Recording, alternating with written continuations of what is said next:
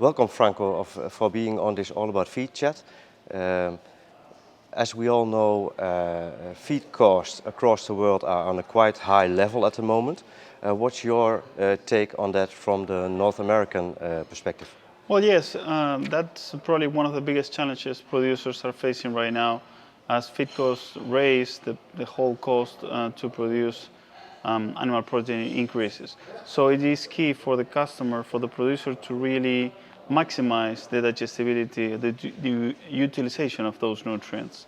Not only to improve performance and to reduce feed costs, but also because that way you reduce the amount of nutrients and proteins that can reach the hindgut.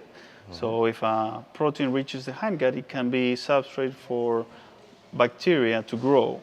And many times that bacteria is actually pathogenic bacteria that can trigger disease in the animal. And what would be some strategies to prevent that?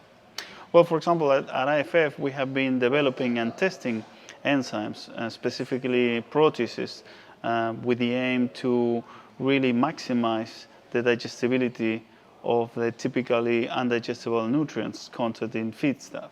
So with that, you really increase the value of those that feedstuff, and also you are reducing that protein that can get into the hindgut. So with that, you reduce the risk of birds or pigs, for example, having gut health problems.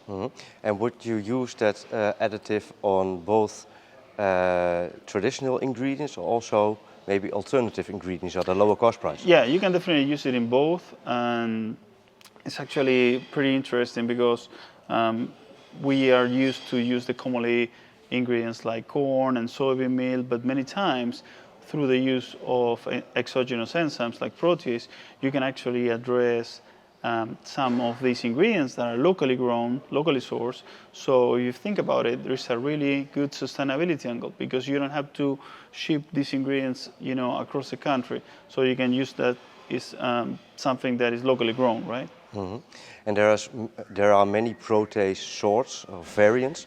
Are they all the same? That's a good question. So if you think about it, the animal has multiple endogenous enzymes, endogenous proteases actually, right? So it doesn't make any sense to come in and add a protease that will do pretty much the same action as the other ones. What we look at IFF, what we have developed and selected is actually a protease that is complementary to the ones that the animals have. So with that, what you're looking to do is cutting the protein in different parts compared to what the endogenous enzymes do. So with that, what you're doing is cutting that enzyme, that protein, that polypeptide, in actually much smaller chunks that can be easily digested and absorbed by the animal. So what you're looking is for an enzyme that complements the endogenous ones, right? So when you're thinking about an exogenous protease, you're thinking about one that cleaves the protein in different parts, and also it has to be resistant to anti-nutritional factors like trypsin inhibitors, for example, and finally it has to be heat stable, so it can survive the pelleting process.